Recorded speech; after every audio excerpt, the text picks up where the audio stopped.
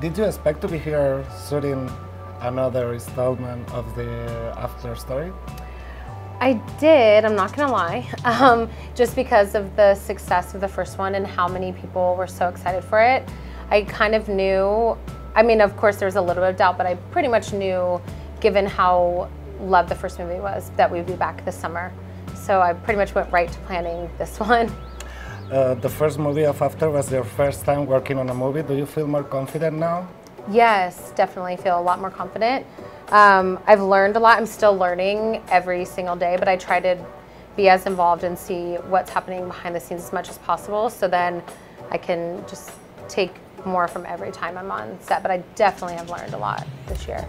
How have Tessa and Hardin evolved from the first plot? A lot. I mean, we see Tessa becoming a woman, essentially. She has an internship now. She's not hanging out at the campus. She's making new friends in Kimberly and people at her new job. She's just more sure of what she wants.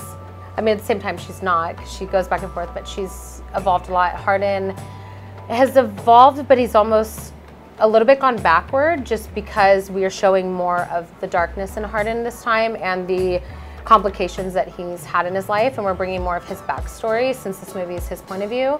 So in a way he's regressed a little, but he evolves so much over the course of this one film that they're both changing a lot. In this new movie there's a new character which is a little bit problematic and it's called Trevor. What can you tell us about him? I am so happy with the performance and the kind of way Dylan Sprouse has brought Trevor alive. In the book, I don't really love Trevor, even though I made him, but he drives me crazy because he's just always in the way. But in the film, I'm almost rooting for him in a way. Obviously, I love Hardin, but Trevor as Dylan is just, it's so good. He killed it. It was really great. Did you find some sort of inspiration for your new stories after all what happened with the first After movie? Yeah, I learned never to write a book about a bunch of tattoos because when you try to film it, it is crazy. I realistically have just thought more in terms of not only keeping the story on the page. So when I'm writing, I'm not, it's hard to explain without giving specific scenes, but just in a way I'm just thinking from a film point of view as well now, which is really fun and almost like a writing exercise for me, to where I was so used to writing the other way that now I'm thinking more in scenes and how things could be adapted. Would you like to develop the story of Tessa and Hardin more, or would you like to move on to another things? Both. Okay. Right now I'm so in the middle of Tessa and Hardin from what I did, 5 years ago. So at the moment, I'm so satisfied with this, but I do have a lot of material that I've written just for myself, because I just have random things sometimes where I think of them or think of someone in the story and write it, that eventually I might show the readers, but I also don't want to be that person that just keeps milking the same thing. So I would love to make these films as best as possible and focus on my other books for now, and then if there's another After book in a few years or so, I'm not going to say no now, but I can't promise. So that was my next question. Do you see After as a film franchise or not?